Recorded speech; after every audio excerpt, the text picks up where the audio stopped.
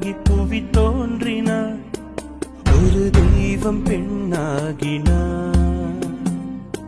மகளாகி ஒரு வேடம் இவள் மேவினாள், அகமெங்கும் மலர் தூவினாள்.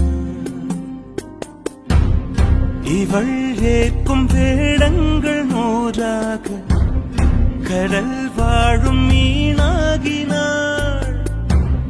மகள் தங்கை தோழி என்றொரு மாறி மனம் முடித்து தாயாகினாள்.